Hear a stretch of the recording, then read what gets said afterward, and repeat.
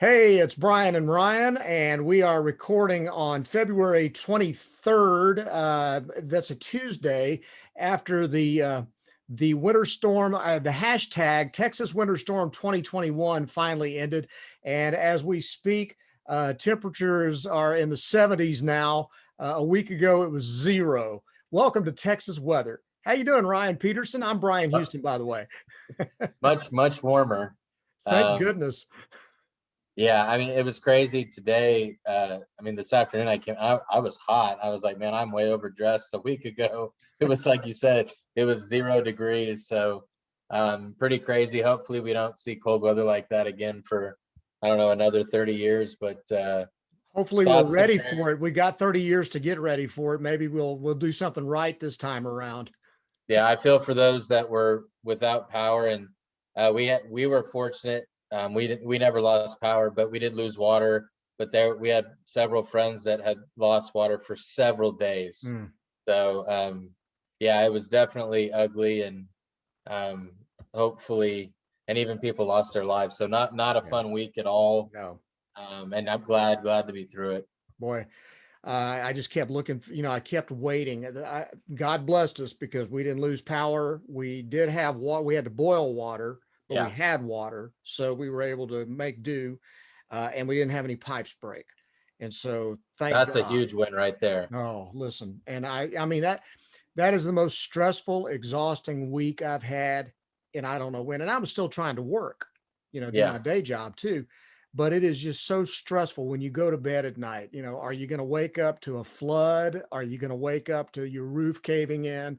It's just so stressful. And I can only imagine what those people who had zero water, zero power, I mean, God bless them. So we hope you're doing well now, and it's going to be a while before things get back to normal again. I know, but hopefully everybody's going to be able to get through this, and we can say we live to tell about the winter storm 2021, and hopefully we won't see another one anytime real soon. So. yeah. All right, let's talk a little bit about the big news of the day this morning as we record on a Tuesday. Tiger Woods injured earlier today in a single vehicle rollover traffic collision near Los Angeles. He is in serious condition with multiple leg injuries, at least a compound fracture is one of the reports I've read. At some point, the only thing we do know that's solid is it does not appear to be life threatening, but he was in bad shape. And if you take a look at that vehicle, Hmm. it's incredible. I think the one of the reports I saw was that he had to be pulled out through the windshield. So Yeah. pretty scary stuff. What do you think? Yeah, the pictures of it were pretty scary. The first thing I heard Scott Van Pelt mention when he had first heard the news, he was you think about Kobe, you're thinking, did we lose another, Mhm. another star, legendary athlete? But when you see that, if you've seen the pictures of the car, the vehicle, um, it's a miracle, I would say, that he is alive because it does not look good. Uh, you got look glad it looks like he's gonna be okay in terms of he's gonna live, but you do, and this is trivial, even trivial talking about this right now, but you do wonder, what does this mean for Tiger Woods' future as a golfer? Because he hasn't been. I mean, he won a major last year, or was the year last year, the year before, Year but before. the year before, but he hadn't been great. And Tiger's always battled injuries, and now, like you're saying, if it's a compound fracture, it was reported multiple leg injuries, his age, now knowing his work ethic, maybe he'll still want to keep working hard to get back, but um, you have to wonder what this means for him golf wise, and because I would assume he's not going to be playing again anytime soon. No. Uh, I saw him over the weekend on television at his golf tournament that he hosts in California. He's 45. Jim Nance was really pushing him to ask him, what he was doing, even from a golf standpoint, because he was coming off back surgery again. Yeah. And having had back surgery, one's plenty. When you've had to have it multiple times, uh, you're not going to be fully functional again. Um, and all he could say is that right now we just don't, I'm putting. I'm doing putting drills. I'm doing sand wedge drills. So he can't even pull the club all the way back right now. And that was before this. Okay. So now forget about back rehab. I mean, he's going to have to rehab. I mean, some serious physical therapy, depending on how badly his legs were hurt. I mean, if we just don't know, we don't know the level of the extent of the injury to his legs. I mean, it's with that kind of a wreck, they could have been crushed for all we know. I mean, I'm just saying we just don't have any idea what kind of rehab he's looking at. And again, you go back to 45 years old, he's been broken down for years. Um, you just hope that he can walk and function and play with his kids going forward. Golf, if he never plays another round, he's going to go down arguably as the greatest golfer of all time, even if he doesn't break Nicklaus's record of majors, just strictly because of the way he did it. And he just mopped the floor with the competition at his peak. Um, yeah, I don't know. I mean, he's won the Masters 5 times. He wasn't even sure if he was going to be able to play the Masters in a few weeks. Um, I think it it's was likely he probably wasn't. I know he probably would have done everything he could too, but like you're saying, with the back injuries, his age, I don't know. I don't want to make any bold predictions here after what's happened, but it does. I know Tiger obviously had some really bad moments when he was, several years ago. But I actually was pulling for him when he won the Masters again 2 years ago. I still think it's one of the out of all the things he's done in his career, I think I was most impressed that he was able to come back and do that. But it kind of reminisce, and fortunately, we're able to reminisce about his career right now with him still here, and we're not doing this with him gone right. because of the accident. But yeah, I just I don't know how much more his body's going to be able to take. And we're talking about his legs. I mean, hopefully his back's okay after Yeah. this too, because I mean, again, the pictures look pretty bad. So hopefully he'll be okay. And if he still wants to try to keep playing, he can recover. But yeah, right now, I think just fortunate to be alive. Yeah, and as we're recording, I mean, he is still in surgery. Yeah. There's still a lot of details that we don't know. The one thing that we have seen in some of the preliminary reports is that alcohol was not involved. It was early in the morning. It was around the 7 o'clock hour. So the question has been, was he just coming in or is he going out? So that's an issue. You do know that he's had the problems with pain medication. Yeah. So that's been an issue as well. He's had, boy, these last 10 years have not been pretty for Tiger's reputation, for his health, for him as a golfer. Obviously, he still has a huge throng of fans who are pulling for him and wanting to see him, come back and play and break Nicklaus's record. And it may just not be meant to be. I don't know if you saw the HBO documentary that they did on Tiger, the two I part. have not yet because we don't have HBO, but I definitely want to see it. But I have not seen it. Boy, I mean, you think about a guy that's seemed to have everything in the palm of his hands, but what a screwed up home life he had, and how domineering his parents were, and how that may have impacted the way he behaves. And then if you just wonder how a guy that's wired like him, what happens if golf is taken away from him? Because Yeah. that's been his whole life. That's been his focus since he was old enough. Since his dad used to sit him in a high chair and hit golf balls in the garage into a net while he was 1 years old. So I mean, that's all he's ever seen. Yeah. And he had a golf club in his hands from the moment he could hold one.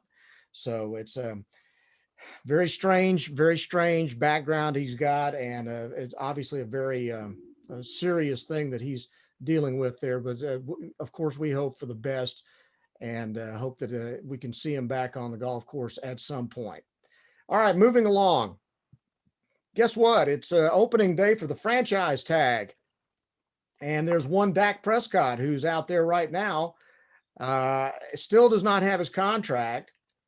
And the Cowboys, the one thing I do know, James Slater from the NFL Network reported that the Cowboys were not going to slap the franchise tag on him today. They've got till the 9th of March to get a contract done without slapping the franchise tag on him. Even if they do slap the franchise tag on him, they can work out a deal, but they got to get it done before the summer, before they go Right. off to training camp. Right. So what do you think? I I don't know anymore. I mean, for the longest time I've kept thinking they'll get it figured out. They'll get it figured out. Now I mean, I don't know. I mean, I would like to think that they're going to get it worked out, but I still don't understand why we're at this point. Um, there were conflicting reports a few weeks ago about Dak's, I guess, second surgery, but then I saw today that he is doing well, and I think the team feels good about his health. So if that is the case, you have to wonder, because I saw some speculation on ESPN this morning that if the Cowboys would put the franchise tag on him again, it could mean it is his last year with the Cowboys, because you can't really do it again. No. So, and because the thing, Bryan, and you have to think at what point does Dak just take this personally? And I don't know that he will, but is Dak like, man, I've given this franchise everything, and they still won't give me the deal? Like I'm ready to, I'll play one more year and I'm out. The So I'll I tell don't you know. what I think is happening, Ryan, is right now it is Dak has not been directly involved in it. He's not had a conversation with Jerry Jones, I'll bet. I don't know that for a fact, but I'll bet that's been the case. And the understanding I have of the guy who is representing him is he's kind of a he's been compared to Scott Boras. And if you know, Scott Boras is known in the baseball world as the Hardball. great Satan, because all he cares about is getting the biggest contract possible. Doesn't matter if he puts his guy in the worst position. I mean, if it was Scott Boras would send him to the Jacksonville Jaguars, a terrible football team. But if he got the biggest contract in history, Boras would be thrilled with that. Okay, so this guy that's representing Dak is of a similar mind. He's very hardball. He doesn't give much, and I gotta believe that at some point, what's happened in the past with Jerry and difficult contracts, that includes even going back to Emmitt Smith after he'd held out for a while. When they finally looked at each other face to face, they got something worked out, and they were given and Jerry gave the player his money. I don't know what's making this one different, because he's given the money to Jalen Smith and to DeMarcus Lawrence and to Amari Cooper and to Zeke Elliott. In every situation, they got paid. They got paid ridiculous money. And now what the problem is they got less than $20 million on the cap. $19.4 million is on their salary cap right now that they've got freed up. That's not enough to sign Dak and also sign your rookies, the guys you draft. He wants a 4-year deal. They want to give him a 5-year deal. The theory there is that because they want to be able to manipulate the contract to backload it, which is what the Cowboys always do. Try to make it the least amount of a hit on the first couple of years so they can surround him with players and then worry about paying the bill later on. I just don't know. I don't know what they do. If they don't get this done, Dak plays one more year. I think Dak's done. I think Dak's done with them. He's gone. And I think he gets paid wwhatever he wants at the next play, especially if he has a good year. If he has the kind of year that it looked like he was off to having before he got his leg broken, then he's going to be able to command whatever, and get it. I mean, we're seeing that now with some of the crazy things that are going on with the league. I just don't know what the Cowboys are doing. I mean, I understand the cap issues, and the cap is going to go down this year because of the pandemic. But I just don't know. I don't know why it's taken this long and we still don't have a deal. This should have been done 2 years ago.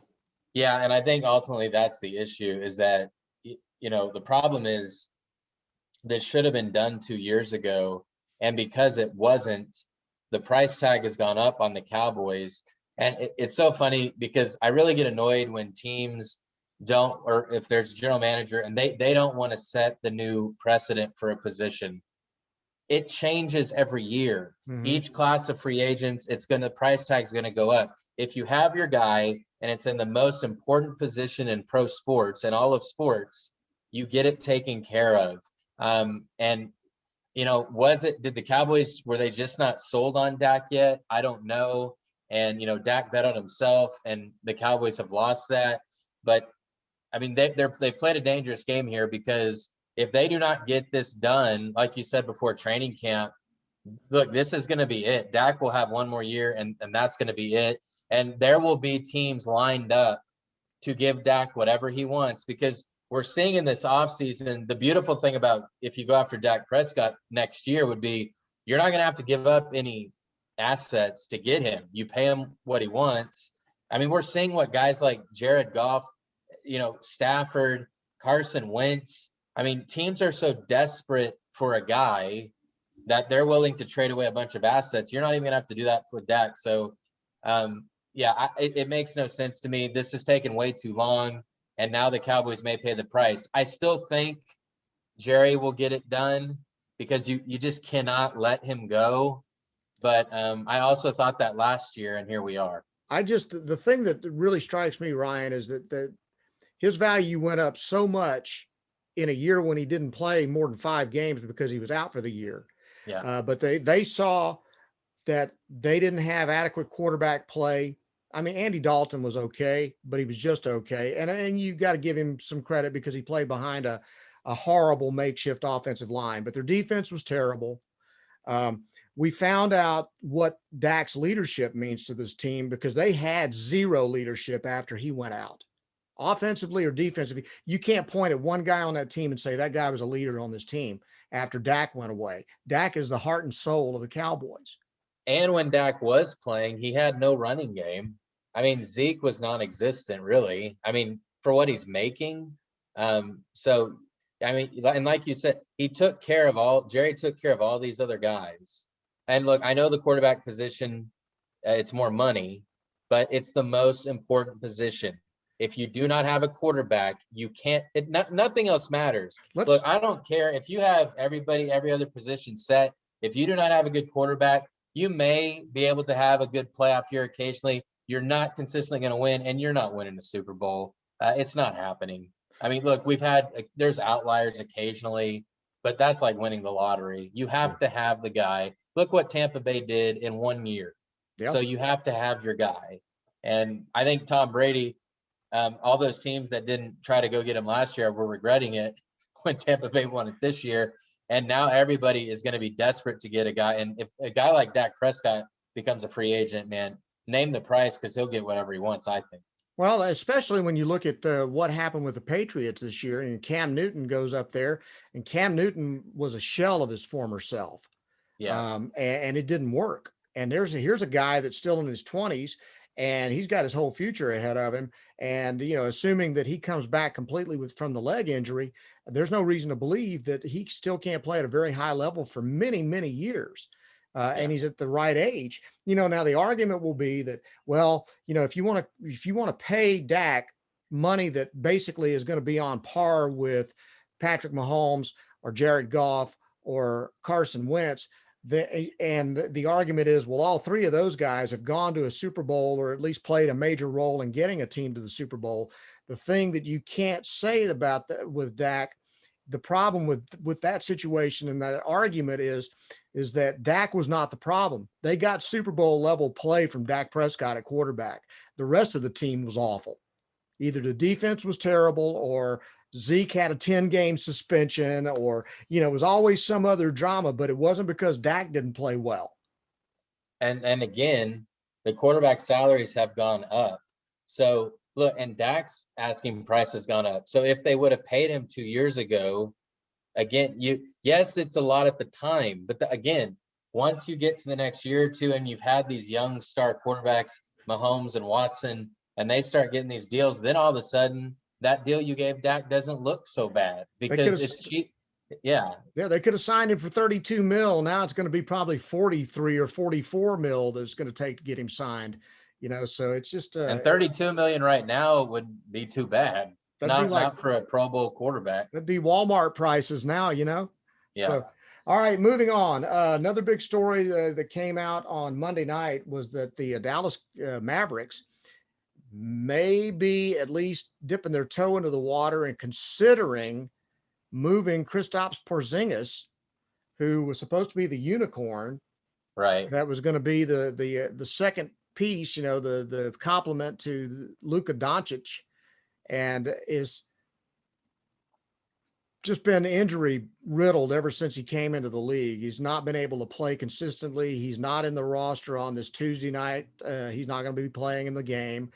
And I think that there's some rumblings that it's just not going to work because you just can't get him on the floor enough. Um, Cuban has denied that report, says there's nothing to it. He has not had any conversations with anybody. But if you were in Dallas's position right now and seeing the team struggling the way it is, would you consider moving Kristaps? I think I would. When the funny thing is, when the Mavericks made the trade for Porzingis,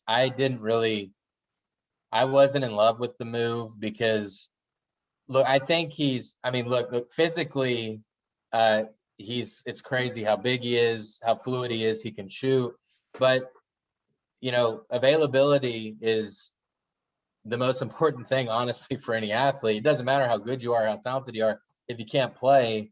And he always seems to be hurt. Then you look at the playoffs last year, he got hurt. And, even though they had evened things up with the Clippers, then he wasn't there the rest of the way. And I think it comes, and right now the Mavericks wouldn't even be in the playoffs. I think looking now they're in ninth place, and the Yeah. West is kind of a jumbled mess. But I mean, this is a team that made the playoffs. You expected them to take another step. Luka, another year older, because Luka obviously is a superstar and is an all-star game starter. But you've seen in the NBA, you can't do it with one superstar, and Porzingis just is not reliable enough. So I mean, I wouldn't just trade him away for nothing. I No. would try to get something good in return. But I don't.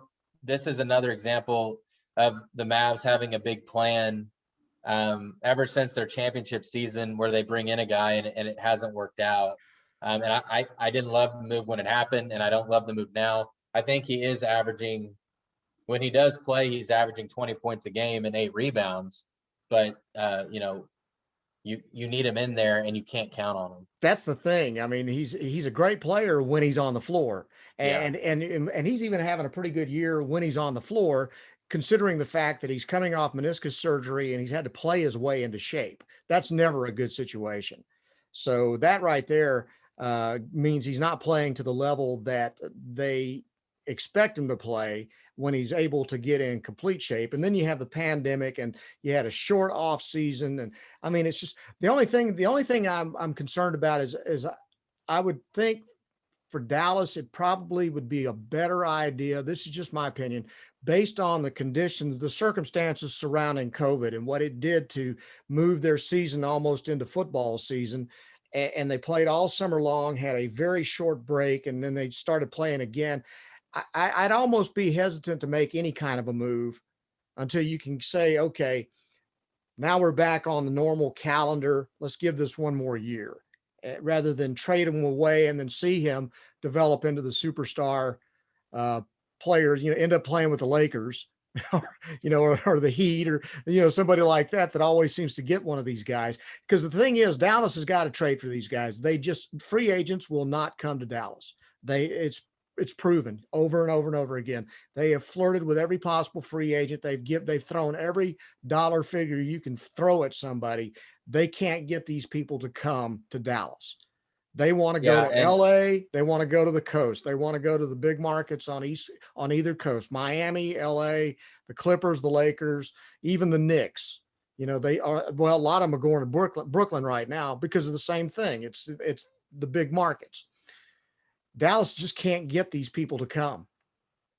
Yeah, and I've never really understood it because I would think Dallas would be an attractive destination, but it seems like, but that's what the NBA has become. And look, the Mavericks are no different from most of the league because now, honestly, free agents basically, if any teams have a superstar now, they rather drafted them or they somehow got a trade for them, because everybody else, for the most part, they're only signing in LA with the Clippers or Lakers, or they're signing, like you said, Miami, the Nets did.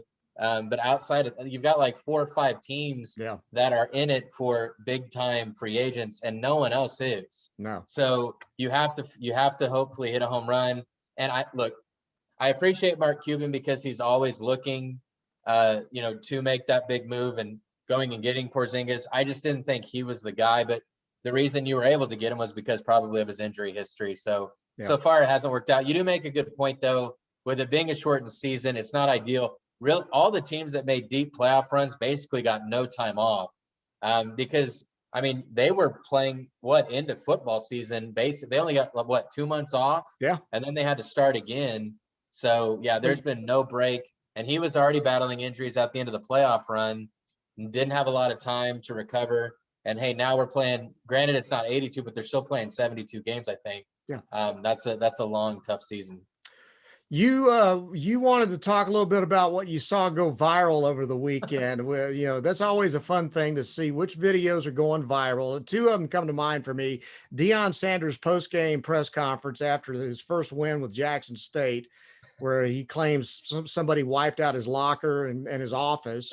And then amazingly, all that stuff showed up again. And then the other was Cam Newton and some punk kid standing on the sidelines. What do you think? Well, tell me about that. Yeah, it's just disappointing. And I just think it's such a generational thing. Just the disrespect. So fill in For, for people if they haven't seen the video. yeah, Cam Newton was volunteering at a football camp. I believe it was high school football camp. I don't even remember where the camp was, but one of the campers, I mean, one of the kids that's there participating, one of the kids starts at he's I don't know, maybe 15, Yeah. 16-year-old, starts yelling at Cam that he's going to be a free agent. And now Cam did start yelling, "I'm rich," but the kids start telling Cam he's going to be poor, and basically was just razzing Cam that like his career is over, and it was just so disrespectful. It just really bothered me because and I'm not a huge Cam Newton fan, but he's been an amazing athlete. He's done unbelievable things that most people could never dream of doing. He took the time to go do this camp, and then he was treated with such disrespect. And then I got a little annoyed because yesterday I saw LeVar Arrington, who normally I like, and I think he has a lot of good takes, but LeVar Arrington was saying, you just have to accept it because, if you're not around kids of this age, you don't get it. That's just how they are. And he basically was making an excuse like you just have to accept that's how kids of this generation are. And, I don't want to have to accept that because I mean, as parents, as coaches, we should not let that be okay. And I know the kid apologized, and I'm sure his father He had a, he had a apologized on Twitter or Instagram. So yeah, and he got a what? lot of followers out of it. Yeah. But I mean, it's not okay to show such disrespect. It just seems like as a culture, we're just all we want to do is attack people and put them down, and you can't celebrate or appreciate someone being successful. And I just thought it was disappointing, and I don't like the argument that well, that's just what this group of kids now. That's just how they are. That's how they react.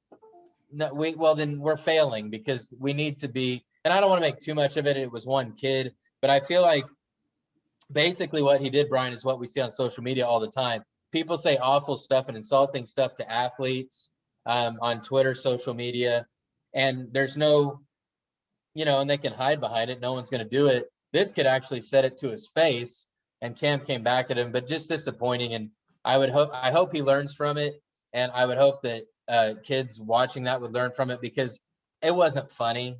Now he may end up getting a lot of followers, like you had said on social media, out of it, but This it was was rolling. disappointing. This was rolling while he did it.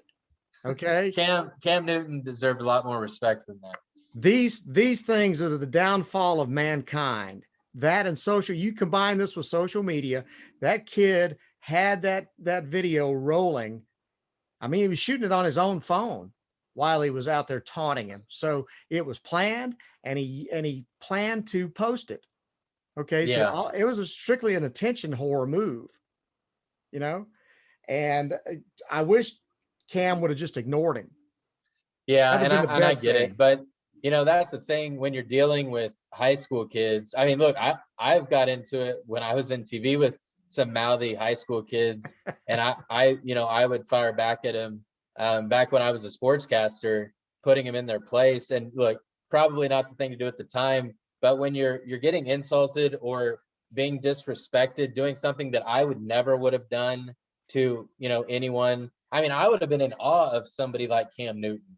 I Mhm. I certainly wouldn't have been trying to troll him and bring him down. I would have been, trying to be his best friend. So just disappointing. And I hope we don't see that again. But with social media, it probably be something we'll see more of. Oh, I'm certain we'll see plenty more of it. One last thing, and then we'll wrap it up. As we are recording tonight, Baylor will play Iowa State. They're ranked number 2 in the nation, but they have not played a game since February the 2nd. This is a team that a lot of people believe it's Gonzaga, Baylor, and then the rest of the field. But I'm wondering, and I want your take on how do you think all these stops and starts affect these teams and what it might mean for the NCAA tournament when it's only 2 or 3 weeks away now? Well, honestly, I think this is going to hurt a lot of the non-power 5 schools more than anybody, because Baylor losing games doesn't really matter. I mean, they're going to be a 1 seed. Well, not It's playing is what I'm talking about, though, Well, but for I don't weeks at a think it's really time. going to be. I don't think it affects the Baylor, because um, they're still going to be in it. They're still going to get games in. Um, if anything, maybe they're going to be more healthy because they're not going to play the grind. Because we're already seeing there are so many games that have been canceled in the past week, where it's becoming an issue as if you're a bubble team. Yeah. Because if you're a bubble team and you have a couple games coming up and they both get canceled, how are you supposed to improve? So then if you don't play, then you have to hope that other bubble teams do play and lose, and that you get in simply by not playing, because and the ones that do play lose. So I still don't know what's going to happen with the conference tournaments. And I don't know, I still haven't been able to figure out what it's going to mean if teams do decide to sit out. What does that mean for the automatic bid? I don't know how that's going to work. But I think the biggest impact this is going to have is on bubble teams. Um, and the power conference teams are always going to get the benefit of the doubt. It was funny 2 weeks ago, Kansas, Kentucky, Duke, all these teams were probably, I mean, not all of them, but some of them are on the outside, and now all of a sudden they win a couple games and they're in. Yeah. So I'm not uh, certain. I'm not certain Kentucky's in yet. I think Duke's still got some work to do, but they had big wins this week, and they started to look, kind of like what you would expect them to look like. But it's the thing I'm most interested in with Baylor is again, this team is a team that lives. They thrive on the 3-point shot, and when you haven't played in almost 3 weeks, it's going to be interesting. The good news is they're playing a team that's terrible. Iowa State's really having a bad year this year, which is unusual. So they've got a chance. They don't have to be at their A game to win this game tonight, and they still got some tough games before the conference tournament comes. But I'm talking about just in terms of if they are legit, if this is their opportunity to win a national championship, absolutely, these there. these fits and starts have got, you just wonder what kind of impact it's going to have on them. I think they'll be okay. I think it's definitely Final Four bust for them. I think they're that good. But I think the big thing for them, like you said, they're going to get to play a team that's not great. And then I almost think the Big 12 tournament, I don't even think they're going to care if they win, No, because it's no. not going to matter. They're going to be a 1 seed Yeah. regardless. So for them, the Big 12 tournament can really be preparation, Hmm. we're maybe working on some things, getting themselves back into uh, that tournament mindset.